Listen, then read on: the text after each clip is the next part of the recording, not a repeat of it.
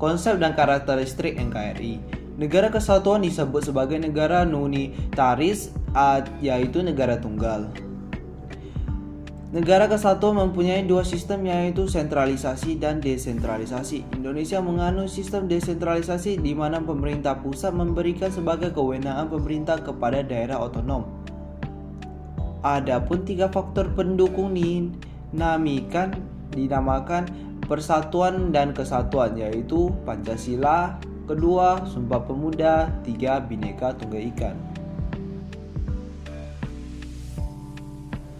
Masa revolusi kemerdekaan dari 18 Agustus 1945 sampai 27 Desember 1949. Dalam periode ini, semua kekuatan negara difokuskan pada upaya mempertahankan kemerdekaan yang baru saja diraih. Walaupun UUD 1945 telah berlaku, namun yang baru dapat dibentuk hanya presiden, wakil presiden, para menteri, dan gubernur. Berdasarkan aturan peralihan UUD 1945, terjadi tiga perubahan sistem pemerintah. Yang pertama yaitu sistem parlementer dari 14 November 1945 sampai 27 Juni 1947. Dua, sistem presidensial dari 27 Juni 1947 sampai 3 Juli 1947. Ketiga yaitu terakhir sistem parlementer dari 3 Juli 1947 sampai 20 Desember 1949. Namun pada tanggal 27 Desember 1949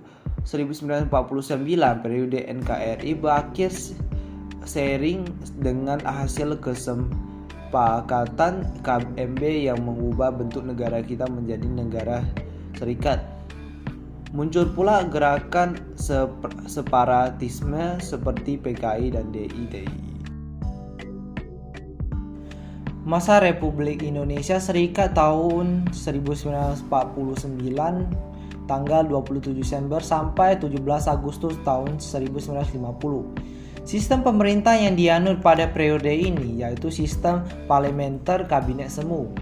Pada 8 Maret 1950, pemerintah federal mengeluarkan UU Darurat nomor 2 tahun 1950 berisi mengatur tata cara merubah susunan kenegaraan negara RIS dengan menggabungkan diri dengan NRI. Gerakan-gerakan separatis pada masa RIS antara lain: pertama, Gerakan Angkatan Perang Ratu Adil atau disebut APRA. Gerakan terjadi karena adanya rakyat akan datang seorang Ratu Adil yang akan membawa mereka ke suasana yang aman dan tentram. 2. Memberontakan Adil Azim di Makassar. Kekacauan di Sulawesi Selatan pada bulan April 1950 karena adanya demonstrasi dari kelompok masyarakat anti-federal. 3. Gerakan Republik Maluku Selatan MRS menolak pembentukan NKRI dan memproklamasikan negara MRS karena masalah pemerataan jatah pembangunan daerah yang sangat kecil dan tidak sebanding di Jawa. Yang ketiga itu ada masa demokrasi liberal berlangsung pada tanggal 17 Agustus 1950 sampai 5 Juli 1959. Masa demokrasi liberal adalah masa demokrasi yang menempatkan badan legislatif lebih tinggi dari badan eksekutif. Dalam masa ini dianut sistem pemerintahan parlementer. Berikut ada 7 kali pergantian kabinet seperti Kabinet Natsir, Kabinet Sukirman, Kabinet Wilopo, Kabinet Ali Sastromijojo I, Kabinet Burhanuddin Harahap, Kabinet Ali Sastromijojo II, dan Kabinet Juanda. Hal tersebut terjadi karena tidak berhasilnya lembaga yang menyusun UUD yang baru, sehingga memancing persaingan politik dan menyebabkan kondisi buruk serta berakhir dikeluarkan dekret presiden pada tanggal 5 Juli 1959 yang menyebabkan beberapa gerakan separatis itu muncul. Yang keempat ada masa Orde Lama berlangsung pada tanggal 5 Juli 1959 sampai 11 Maret 1966. Masa Orde Lama disebut pula dengan era demokrasi terpimpin. di mana negara kembali menggunakan UUD 1945 sebagai konstitusi negara, presiden sebagai kepala negara dan pemerintahan, serta adanya pembentukan kabinet kerja. Namun, pada pelaksanaan pemerintahan terjadi banyak penyimpangan, antara lain seperti MPR, DPR, GR, dan DPAS dilakukan melalui Perpres yang anggotanya ditunjuk langsung oleh presiden, sehingga kedudukan presiden menjadi terlalu kuat dan melengsarkan kedudukan MPR dan DPR. Yang kedua, ada muncul gagasan Nasakom yang membangkitkan PKI, sehingga memiliki pengaruh yang besar dan menyebabkan peristiwa G30S PKI yang menewaskan 7 perwira TNI Angkatan Darat. 5. Masa Orde Baru dari tanggal 11 Maret 1966 sampai 21 Mei 1998. Lahirnya Orde Baru diawali dikeluarkannya Super Semar oleh Presiden Soekarno kepada Letjen Soeharto untuk menjadi Menteri Panglima Angkatan Darat demi mengambil tindakan untuk keutuhan bangsa dan negara Republik Indonesia. Keruntuhan Orde Baru diawali dengan adanya krisis ekonomi yang melanda sejak tahun 1997. Kepercayaan terhadap pemerintah menurun.